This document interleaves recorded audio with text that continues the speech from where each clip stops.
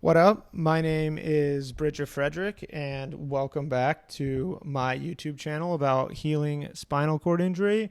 Had a bit of hiatus from producing content, but I'm going to be here consistently making videos about various ways that I believe it's possible to heal severe spinal cord injuries. So I myself am a T10 paraplegic. I was injured about 3 years ago, and I have about as severe of a spinal cord injury as a person can get.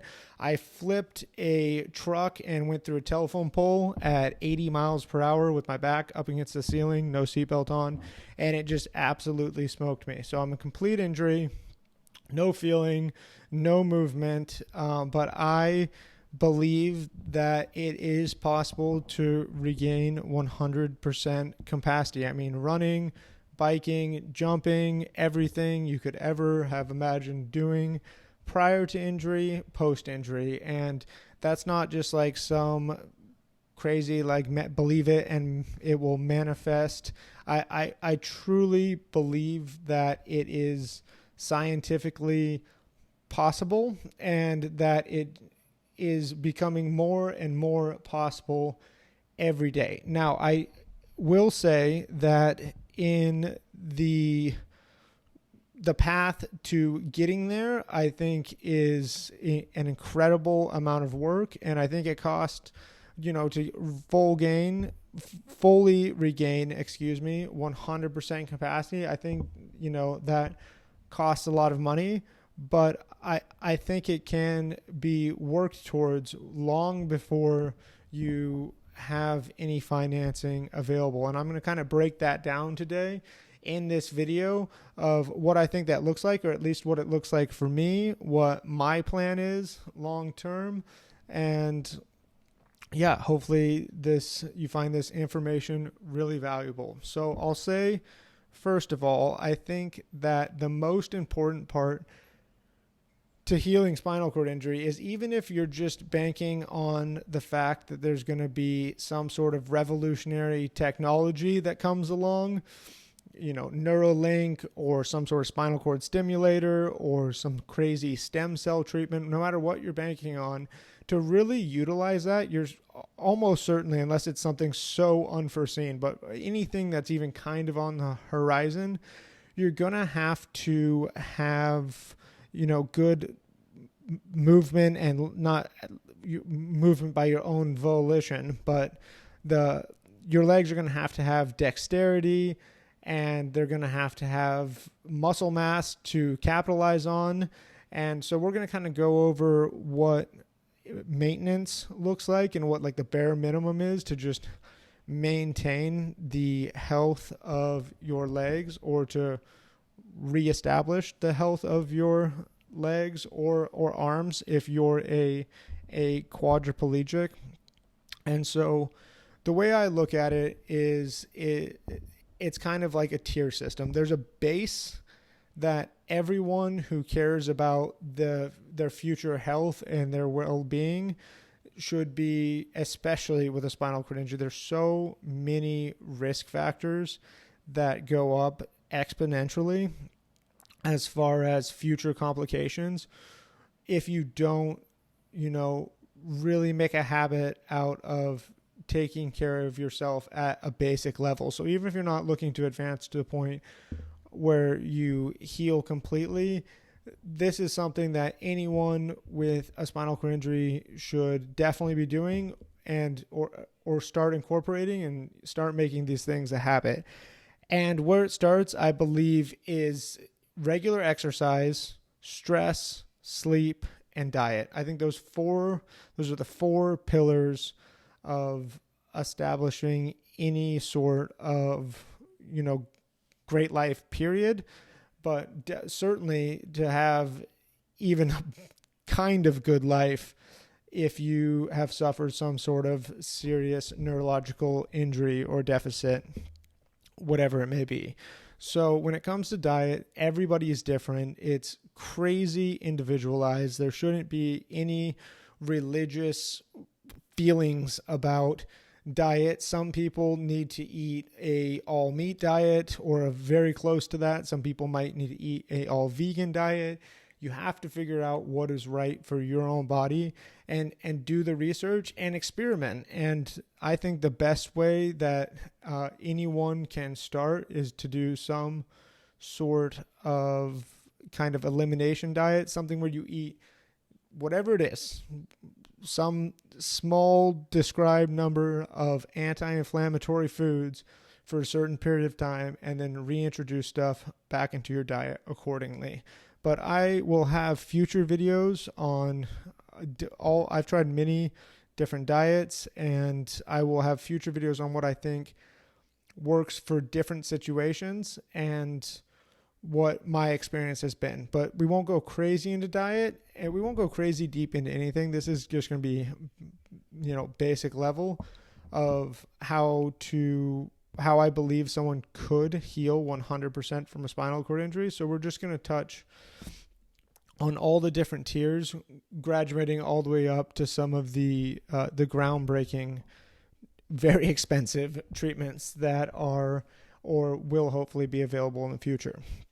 But diet and then sleep, which is one of my biggest weaknesses because I have so much pain and discomfort while trying to sleep.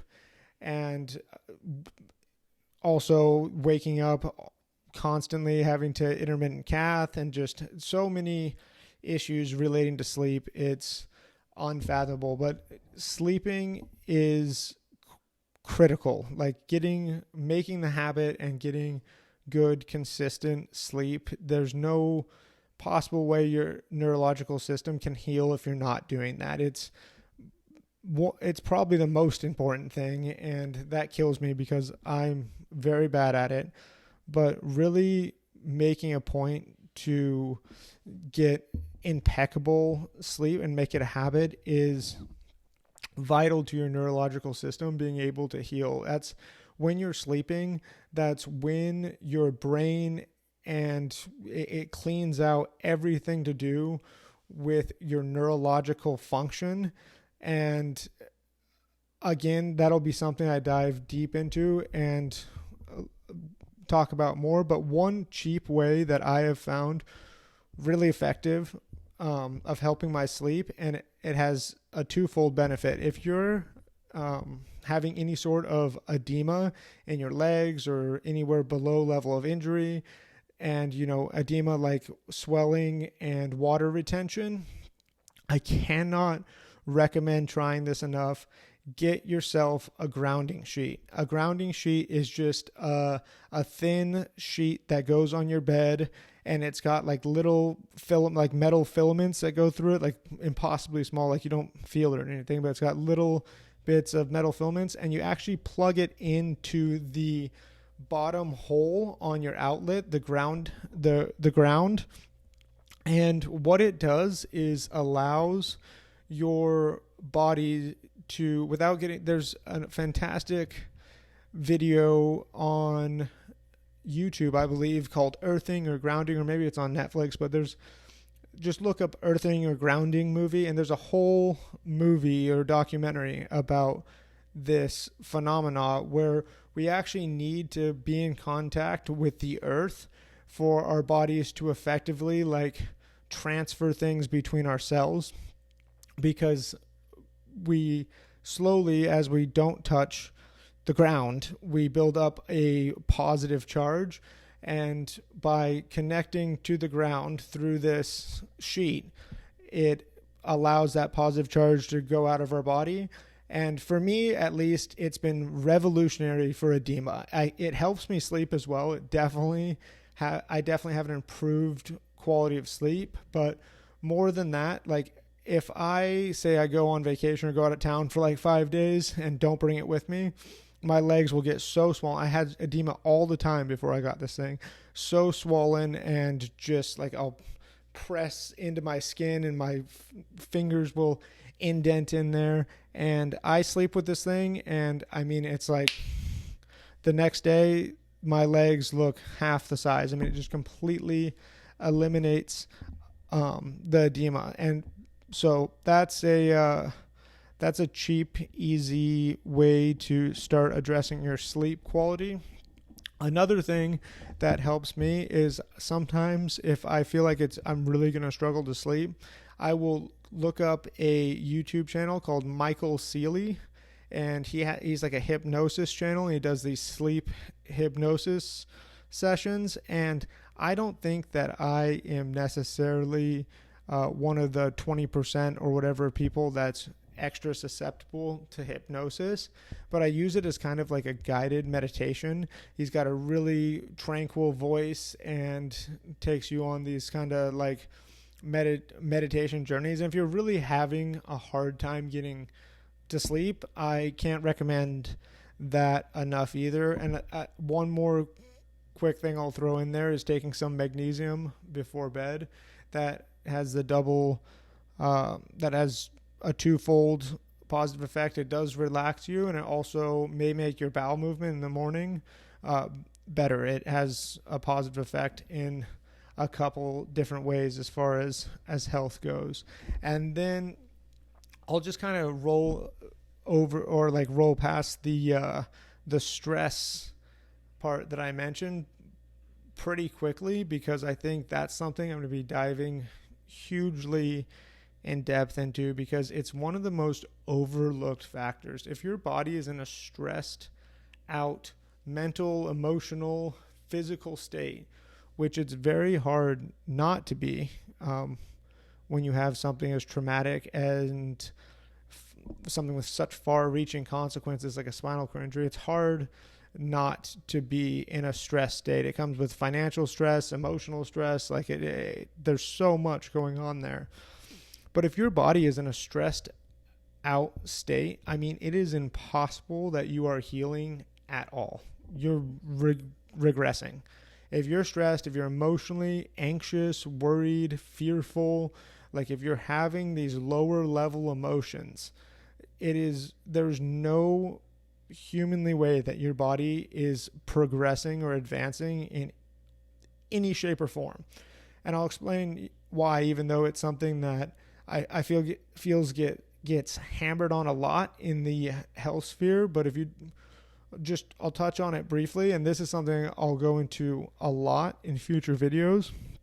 But basically, there's the parasympathetic and the sympathetic nervous system. The sympathetic nervous system is your flight or fight nervous system that allows you, for all of the previous 2 million years or whatever they say it is of human evolution, we were generally out in the environment surviving, and as a survival mechanism, our body was able to respond to a threat, see a threat, recognize a threat, and it would go into this huge overdrive, this sympathetic based drive to escape that threat, to either run away from it or fight it. And when that happens, all of your bodily chemistry is geared towards survival. So it's not geared towards rest and recovery, or it's this heightened level of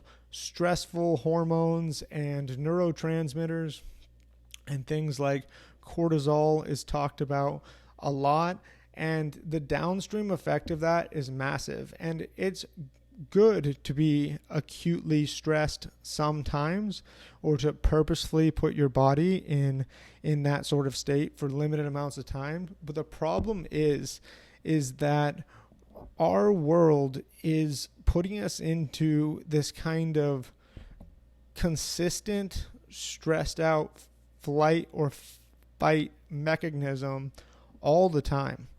We're worried about finances. We're worried about, there's threats everywhere. We're worried about nuclear war. We're worried about what people think about us. We're anxious about our future and our health and the food we eat being toxic or something. Like, there's just this inundation of little stressors throughout the day that lead to this like kind of static, stressful state all the time. And the only way to remove yourself from it is to do it intentionally. And you have to take time out of your day with intention to put yourself into parasympathetic or rest and digest, into heal mode. And there's a ton of different ways to do that. My favorite way to do that, which I'm not able to do, I'm in Florida right now, and I don't right at this minute have regular access to a sauna, but that's one of my favorite ways to meditate or relax, or ice baths. I love that. That's like my, for some reason, and most people would say the opposite, but I find ice baths and sauna to be extremely meditative and, for me, very restful. I think there would be a debate as to whether your body's in parasympathetic or sympathetic when you're doing that, but certainly afterwards, I feel a lot of stress removed for quite a long time. But there's so many other alternatives. Doing one of those hypnosis meditations when you're not trying to sleep would be a great way to do that, or any sort of guided regular meditation. Practicing gratitude is a great way to get your body into a more parasympathetic state, whether that's prayer or just writing in a gratitude journal, just sitting there and thinking about some things you're grateful for. It's just a powerful way to kind of hack your way into a restful state really, really quickly. And then, there's yoga, and it's kind of anything that gets you in that flow state that they talk about. So that's on an individual level. I love skiing, or like slow exercise where I'm not like just pumping out sets or something. I'll do like some really slow, not totally to exhaustion, like 60% of my weight, slow exercise, and take a long breaks in between each set for like 3 minutes, and just do breathing exercises, nasal breathing. There's lots of different breathing patterns that can help you lower your stress level. The most powerful one that I find to be most effective is called box breathing, and that's where you exhale for 1, 2, 3, 4 in, and then hold. Sorry, it's a box, so it's 4, 4, 4. Inhale for 4, hold, exhale for 4 seconds, hold, then inhale again. Yeah, that's right. I got a little confused there for a second. But it's called box breathing. Google is an excellent resource to look at different breathing techniques. There's also like alternate single nostril breathing, which can have quite a relaxing effect. And like there's Wim Hof breathing, but that's like kind of more energizing. But I think afterwards you get quite a pronounced relaxed effect. Same with holotropic breathing, where I think you're going to that's going to kind of bring you up into a hyper sympathetic state, and then afterwards you're going to experience like a nice parasympathetic come down. So stress is just something to really think about. And then of course exercise, which is kind of what I got into in the beginning as far as maintaining your general physicality, so that even if some crazy amazing treatment comes along, you can actually take advantage of it when it does, because there's so many opportunities to maintain your at least flexibility. Obviously it's a little bit harder, especially as a quadriplegic, to maintain muscle mass, but there still is tons of opportunities to do that. Obviously functional electrical stimulation, which is kind of going to be a couple tiers down because it is expensive to get access to it. But where there's a will, there is a way. There's lots of programs that will help you pay for it. There's a lot of resources out there for people with neurological injuries. There really is. I've been constantly astonished how awesome the some of the programs in the different states are, and I'll go into that a lot further in other videos and ways to finance stuff, but that's kind of out of the scope of what we're talking about today. We're just talking about the general ideas behind it. So I think that's, getting regular exercise every day is critical. Like you got to exercise, you got to stretch, anything that you can do the more the better. Obviously, not necessarily. There's a limit, but as far as being paralyzed goes, you're probably going to hit that limit pretty easily. At least I do. So you're just getting as much movement as you can. Don't let those muscles and bones and joints just freeze in place all the time. I've been guilty of this, and it is such a harder journey to get it back than it is to maintain it. That goes to flexibility, especially of the tendons and of, the dexterity of your joints and the movement of your joints, bone density, muscle. If you don't use it, you lose it. And there's lots of, even if you're not doing like functional electrical stimulation, which is like one of those bikes that you pedal and it shocks you. Even during COVID, when I first got injured, I would put on a TENS unit and just hook it to different muscle groups. And it's not, as deep muscle contracting penetration as, one of those functional electrical stimulation units, but it is massively better than doing nothing. So that's the first 4 things. That's kind of the 4 pillars of just basic, not deteriorating, not letting your life get significantly worse as you get older with your injury. Diet, exercise, keeping that stress down, and then sleep. That's like the core package. And then we'll go into like what I think is the low-hanging fruit, kind of the first tier of things. And I already mentioned one a little, or 2 of them a little bit, and that is cold and heat therapy. So that's going to be one of your cheaper, and I would almost put it as like tiers number 5 and 6. It's so critical, it's so important, and it's so impactful to get your body really, really, really cold and really, really, really hot. So that's ice baths and saunas are by and far the most effective way of doing that.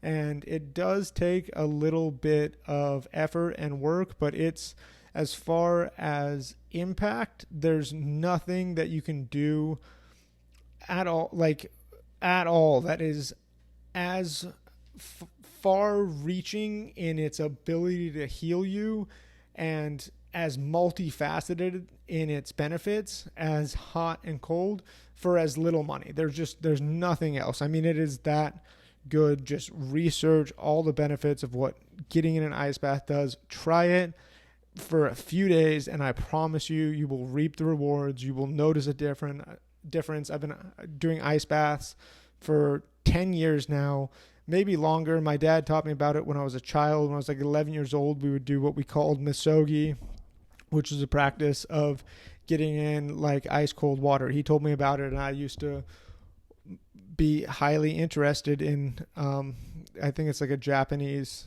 thing that monks or practitioners of Aikido and other like Japanese martial arts, I think that it's something that they did. So I've always had an interest in it, and it has paid huge dividends. It's great for inflammation, great for mental health, great for stress.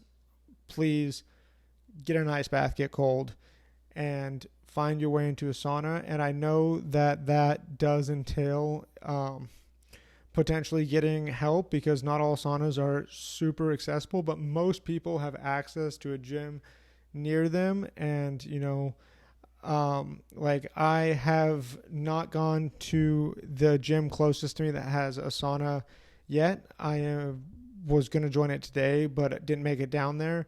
And it's nerve-wracking for me too. Like I'm literally going to have to go there and get in the sauna, and then I'm going to have to ask someone to take my wheelchair out for me. And that's not something like I necessarily want to do, is to be reliant on random strangers, but it doesn't matter. It's just what I'm going to have to do if I want to get that amazing healing effect on my body. And I do. It's extremely important to me. So sauna and ice bath. And then the other low-hanging fruit, I think, is this is going to vary. I can't really make direct recommendations on this, but supplementation. and getting like just basic blood work done to make sure you're not like critically low in like the main vitamins and minerals that your body needs to just function at base level, and that's a extremely cheap and affordable blood test, if not covered by your insurance. If you just make up any sort of ailment, could be explained by vitamin or mineral deficiency. So it's pretty easy thing to get a basic panel done. And if not, it's super cheap to just pay for at your local LabCorp or Quest or wherever you choose to get blood labs taken. And that can have a huge difference. If you have low B vitamins or really low vitamin D or extremely low magnesium, I mean, or iron, it's going to have a ton of consequences, and it's just your whole body is not going to be, especially like vitamin D, you'll just be functioning at so much less than you have to be, and it can be fixed for like cheap, vitamin D supplement, a good high quality vitamin D K2 supplement can be bought. I buy Thorne, and I love them. I think they're awesome. And I buy them because you can put them under your tongue. I have digestive problems and like tons of gut issues. So anything that I can like avoid first pass digestion or whatever it's called, metabolism, I choose that so it can absorb directly in the bloodstream. But just everyone's different for what they need, and there's tons of supplements that are just massive wastes of money. But some supplementation and some strategic supplementation can be huge. And I would just start with that basic blood panel to check out your vitamins and minerals and see what it is you need specifically.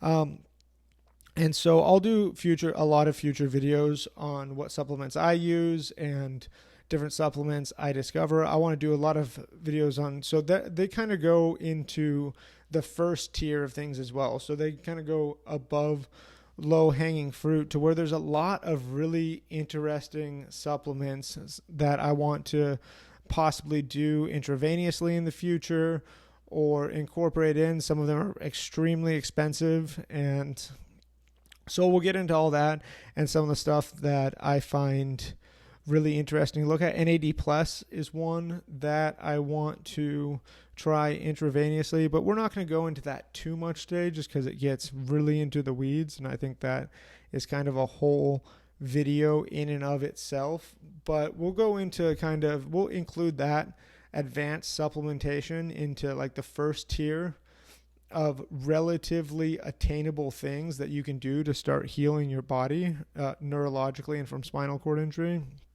And then I would put on that first tier as well and like make it your goal and absolute drive to get these two things. And that's an FES bike and a standing frame. If you don't have access to some way to stand regularly and some sort of functional electrical stimulation, I would put that at the absolute top of the list goals to do. And there's, like I said before, there is a ton of resources, and it's different state by state for ways to get access to these things. I actually got a loan through the state of Idaho. It was a super low interest loan specifically for handicapped or disability equipment. I can't remember what they called the loan specifically, but it was like a loan program created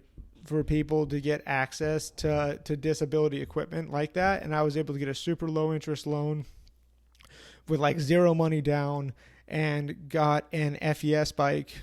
This was years ago now. And it was, I had to pay monthly, and it was definitely taxing and a struggle at times, but it was worth every penny. And there's a lot of other ways to get those paid for, but I would make that right up there. Standing frame and functional electrical stimulation, that's critical. You got to get access to that no matter how long it takes or how hard you have to work or what you have to do. Just, put that in there as things that are very, very, very impactful for not only healing spinal cord injury, but just maintaining general wellness and having a decent life for years to come. It will pay itself off a million times over.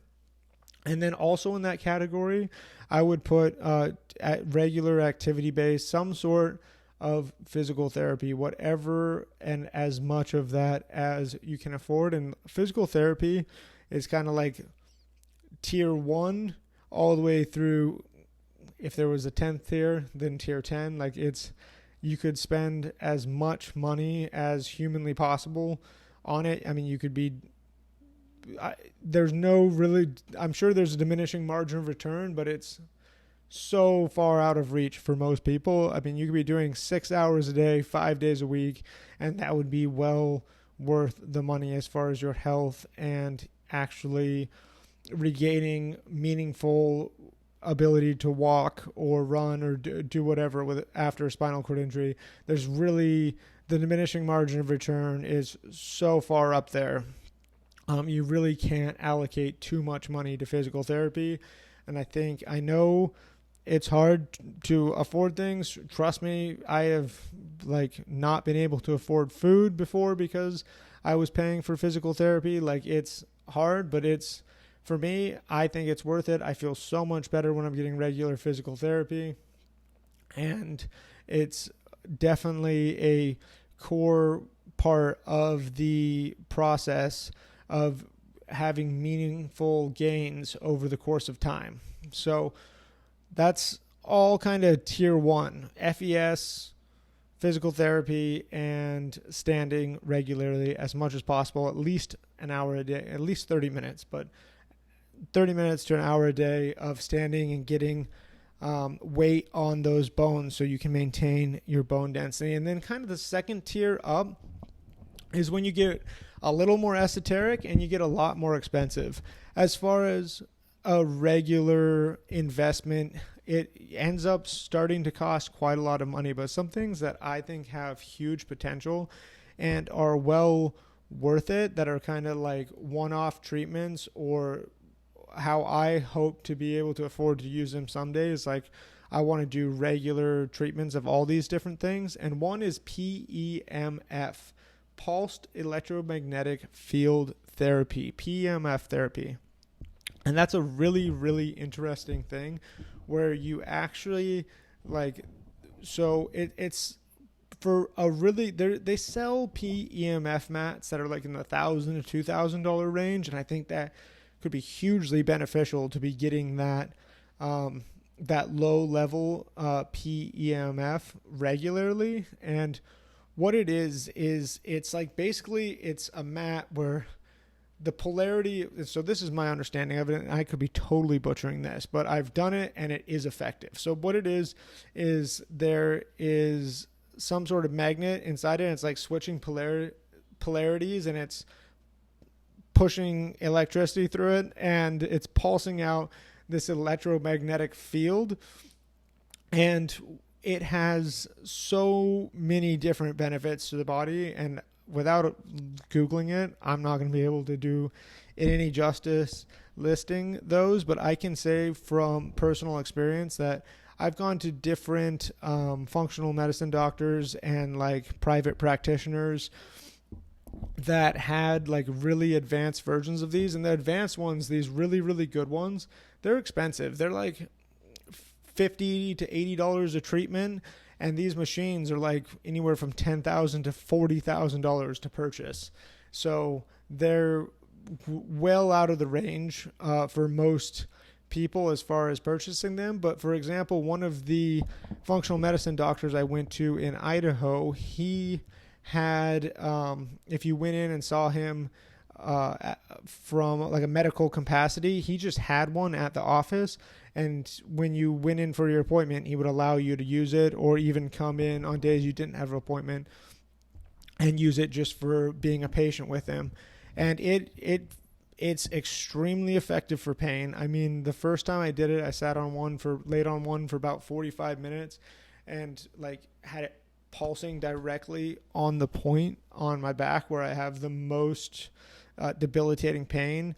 And it was up until that point, I had that done, or I went and tried that like right a few months after I first got released from the hospital, and that was the least amount of pain I had been in since the moment I'd gotten injured. I mean, it was truly effective, and I think it's definitely worth exploring as one part. So when I say you can heal spinal cord injury, I think it's like this huge web of things that you could mold together and do. And to like run and walk in, I really do think it would cost like a ton of money spent over the course of many years. But I mean, think about all the crazy things people spend money on. Walking is definitely up there as being one of the things that would be worth it for me if I have the opportunity to make that money in the first place. But anyways, so PEMF, and then I think massage kind of goes right along with that. For me, massage is hugely effective in moderating my pain. I would absolutely love to be able to afford a regular sports massage every week or bi-weekly, or I get them as much as I possibly can, which is not much lately, but if I ever have any extra money, I am not scared to spend it on a great massage, because it is truly, it doesn't necessarily have the longest lasting effect. Like, I'm not out of pain for any incredible amount of time. Definitely huge pain relief for a day, for the rest of the day afterwards, and get good sleep that night. But while it's happening, I'm in zero pain. It's gone. And I live in 24/7 debilitating, really gnarly pain. So it's a huge relief to have that happen, and well worth it. And I think it has a ton of healing qualities, especially if you get a really good massage therapist that knows what they're doing, I think. And depending on what you have going on, but like for me, I had a muscle flap surgery, which is where they like reconstructed a lot of the muscles that were removed from my back after they got damaged in the car accident.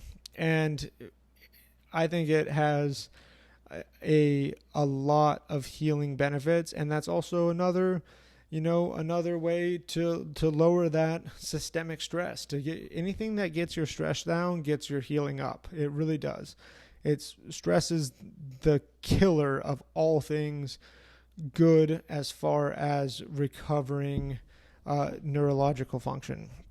Stress is worse. So for me, it lowers my stress a lot, and just that alone, I mean, maybe for a couple days afterwards, I feel significantly less stressed, just because all those tight muscles aren't just pulling my back down. And so I think massage is big. And then along that line, and something I mentioned earlier, but something a bit more specialized, is infrared light therapy and infrared saunas. So there's infrared lights at home. I have one. It's called a Juve light, and I absolutely love it. My girlfriend Kelsey bought it for me as a present a couple years ago, and it's been one of my favorite things that I utilize at home. And what it is basically is this big, and I'll definitely do a whole show on different ways that I use and utilize this therapy. But basically, it's a big light panel that you sit in front of, and it's got a bunch of little red lights on it, and it just beams infrared light through you. And they're fairly expensive,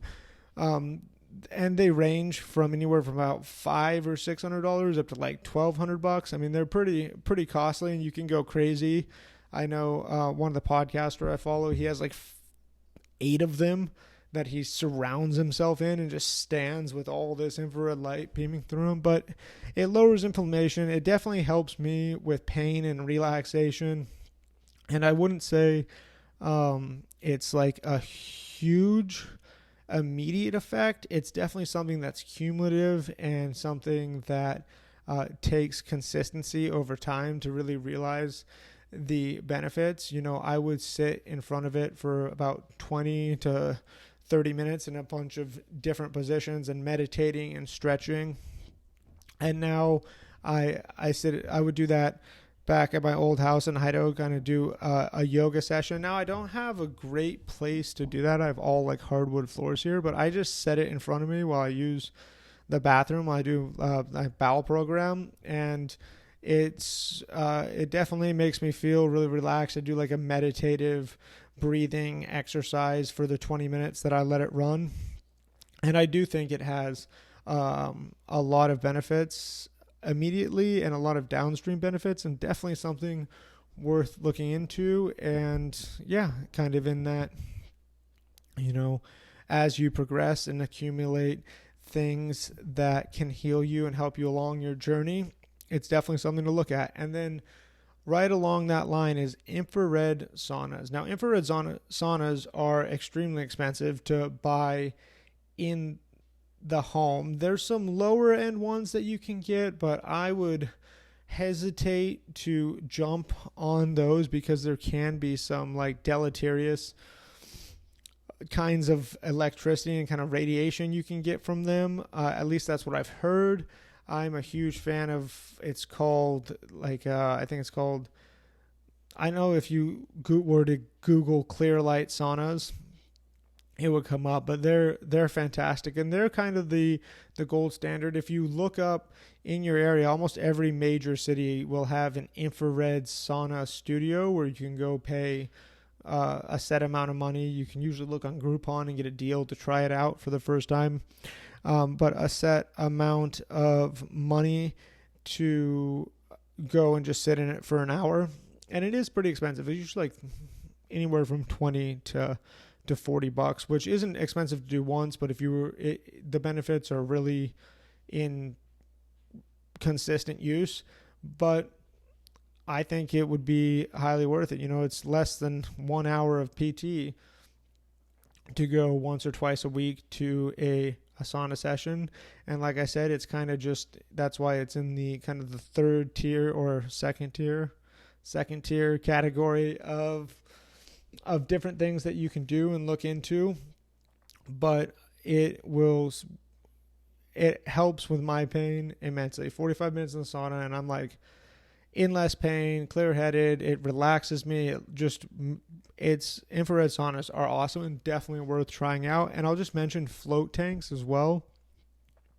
I've done a float tank, I think, once or twice since I've been injured, but it's something to look into. It's just a tank that you go sit in, and it's filled with like 1,000 pounds or something of Epsom salt, and that's extremely relaxing and lowers inflammation. If you want to do something awesome for sleep, go sit in one of those things late at night, and I promise when you get home, you're going to get, that magnesium that you can consume through your skin or whatever, it's going to knock you out. And for me, it helped a lot with the pain as well. And then one more thing that I would classify in this kind of 2-tier cost category would be platelet-rich plasma therapy, which is something that I wouldn't say it's directly to healing spinal cord injury, but I had a lot of other kind of peripheral injuries. Like I mentioned, the muscle flap surgery where I had all that muscle damage in my back. And then I also have had some like minor shoulder inflammation. I haven't got PRP on that, but I think it would be something useful. And what PRP is it's a platelet-rich plasma injection. And they basically just draw your blood and they like take the platelets and the plasma out of it and like re-inject it directly into affected areas of your body. And I had it done on my back a few times in conjunction with like some other I think it was like ozone therapy and stuff done at the same time for like really problem injured areas of my back. And it was like, so that was pretty expensive. It was like $250 per treatment. And it wasn't something I did very often. I did it kind of like once every 3 to 4 weeks for a couple months at some point, but it did have some pronounced effect on my pain and just really afflicted injured areas. And I think it's something worth looking into if you have joint problems or tendon problems or muscle, any issue that's like causing you pain or diminishing your ability to do physical therapy or get regular exercise or transfer well, it's definitely something worth looking into or aspiring towards. And so after that, I'll kind of go into like, we'll call it like God tier level treatments and more crazy esoteric stuff that is kind of like the upper echelon of what you can do if you have no financial restrictions on your healing. And I would consider these only like really kind of only worth doing if you're ticking off all the other boxes first. It's the consistency. Nothing you pay, if you pay $100,000 for some crazy stem cell treatment, like that's not going to just instantaneously heal you. Maybe that's 1% healing, whereas all these other things are 0.01%, but that's only 1% of the equation. Like it's all of the physical therapy before, all of the physical therapy afterwards, all of the work afterwards, the getting your system into a healthy state to even receive those stem cells and utilize them to their full potential. Like as of now, there's nothing that you can do where you just pay a bunch of money and something fixes you. So spending this, like in my opinion, and I'm not a doctor or any sort of self-proclaimed expert. I'm just a guy with a spinal cord injury who looks into this stuff a lot. But I think if finances are an issue, if you're going to spend $5,000 over the course of a year, it's much better to spend, $100 a week on all sorts, on gym memberships and some supplements and some blood testing, getting all those, and good food, good organic food, avoiding chemicals. I didn't even mention that with diet, but just avoiding, pesticides and chemicals and processed foods and oils, bad oils and sugar. Like that's going to do more for your body than any crazy stem cell treatment is. It really is. Like the low hanging fruit is the most important stuff. Like if you can, and just for your general well-being, even if you never heal your spinal cord, at least you can be happy and cognitively unimpaired and excited for the future. It really is. The bases, the foundational stuff, the cheap stuff is the most important stuff. So this other stuff that I'm going to talk about, is aspirational, but it is only a small part of the equation. It's not the tipping point. It's not the deciding factor, but some things I would definitely look into and want to look into as my finances allow are stem cells, as I've mentioned before. And I think you got to be really, really careful with this. You got to do your research. There's so much dog crap out there being peddled and sold, and just, you got to really do your research. You got to talk to people who have gone and got treatments there. One of my favorite resources for information on this esoteric stuff is a guy named Ben Greenfield. And then if you have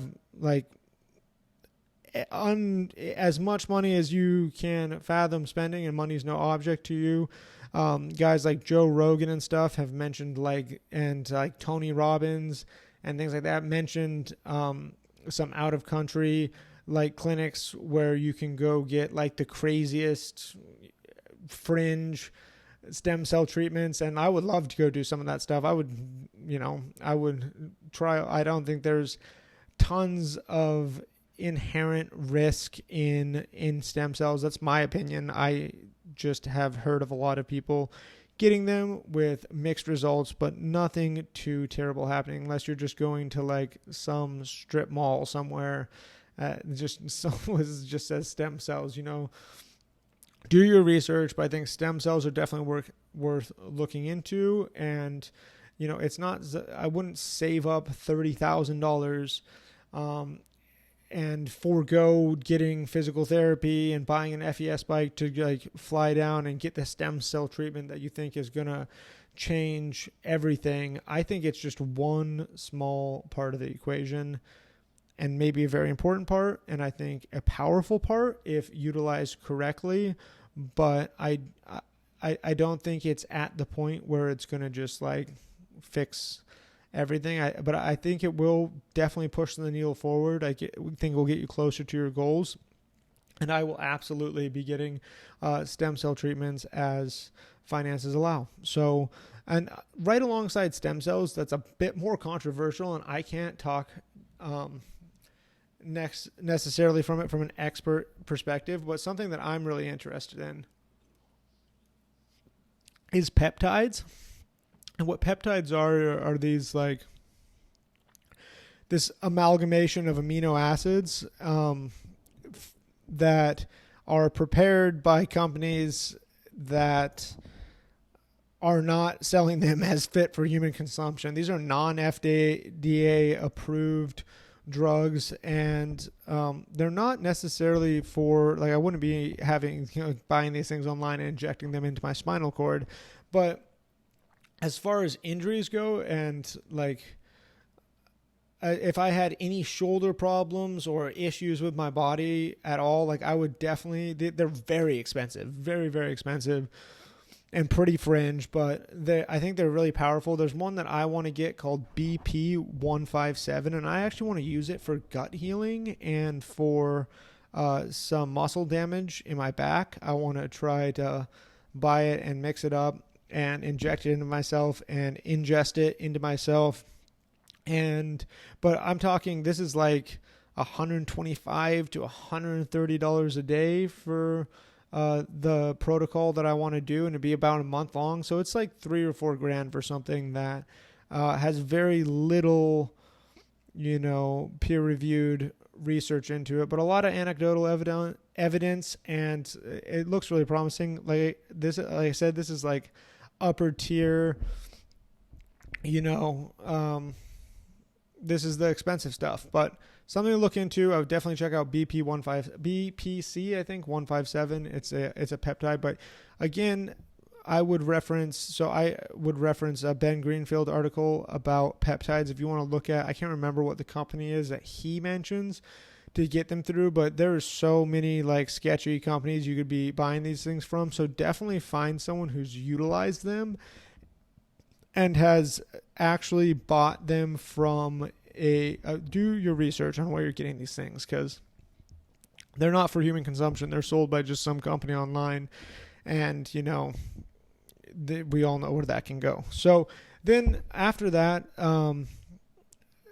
I would go on to say advanced gait training, like going to a place and paying someone to walk you on like a treadmill or on a machine, like for like 4 to 6 hours a day, or like every single day, like walking you on this thing, like advanced gait training. I think that's actually the most likely way that you would regain your ability to walk again. There's a lot of research done that if you do enough gait training, and obviously that's prohibitive for many different reasons. Not only is it incredibly expensive to pay to do that, but that's like my personal worst nightmare is spending 4 to 6 hours a day on a treadmill just walking slowly. But I would obviously, I don't know if I do 4 to 6 hours a day, even though that is kind of like the most likely, like that's like probably regaining movement within 6 months. I mean, I'm sure I would, but I would build up to it and incorporate a lot of other stuff into my healing if at that cost level. But that's definitely upper echelon, really committed to healing yourself. Stuff is advanced gait training. And then there's signing up for, this is kind of the last thing on the that I'm going to mention today. I'll go into all of this stuff in detail in individual videos, but the last thing I would mention is just signing up for studies and experimental stuff. And I'm sure everyone, that's kind of goes without saying, but that's how you would get this for this type of stuff for a lower cost, is signing up for a study. Like I know that when they test people for the spinal cord stimulators, which if you don't know what that is, it's like a thin strip of electrodes that they slide in up against your spinal cord, and basically as over the injured part of your spinal cord, and basically as the electrical impulses travel down the working part of your spinal cord, that has some sort of electricity passing through your spinal cord, and some of those electrical impulses seem to be able to be passed over that injured gap through that stimulator. And the way they train you is they do tons of gait training. They put that thing in you, and you're doing gait training for, like I said, 4 to 6 hours a day for months at a time. And that's how you can have an opportunity to do that really advanced training, and kind of also get in with a crowd of people who are at the cutting edge of spinal cord injury research. And that, network is everything, no matter what you're trying to do, and getting in with that crowd and, spending 4 hours a day or whatever doing a study on whatever it is a awesome way to kind of get your shoe in the door and your finger on the pulse of what's going on in the wider neurological healing community. So sorry about that. I literally don't know how to turn the notifications off to this computer. I just keep doing it in different ways, and they just keep coming through. But that's it. That's my rundown of how to heal spinal cord injury as it stands now. And there is a lot of other things on the horizon. There's a lot of exciting stuff. There's medical.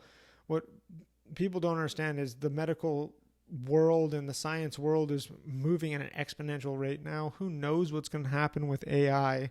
And we're fully just throwing AI into the world, no real discussion on whether or not that is global discussion on whether or not that's something we should do. It's happening. It's going to happen. There's no stopping it. And who knows what that's going to bring, but it's going to bring exponential growth in science and technology. And it's super exciting. I think that some sort of miracle cure is on the horizon, but that it's not going to be as miraculous as some of us hope, where we just plug a Neuralink in and it instantaneously fixes us or something like that. I think it's all going to be work, and I think it's all going to be kind of part of this systemic, devoted ambition to heal yourself. I don't know if that was quite the right word, but that's it. I'm gonna leave you at that. Thank you so much if you made it this far into the video. And like I said, there's gonna be consistent content coming related to all this stuff and more. I don't know if I'm gonna do it on this channel or another channel, but I'm gonna show a lot of myself getting out there and a lot of the more adventurous style videos that I do. Snorkeling, snorkeling, skiing, fishing, going to the beach, anything, going on vacation, traveling, airport stuff, just all things to do with how to travel, how to get out there, how to have a really full and exciting life post paralysis. So again, please like and subscribe, please share, do anything to help the algorithm along. I'd appreciate it immensely. And yeah, please tune in and join me for the next one, and comment any questions you might have. And please don't hesitate to reach out to me in the YouTube sphere. So thank you so much, and I hope you have an amazing night or day or afternoon or whatever the heck time it is for you. Bye-bye.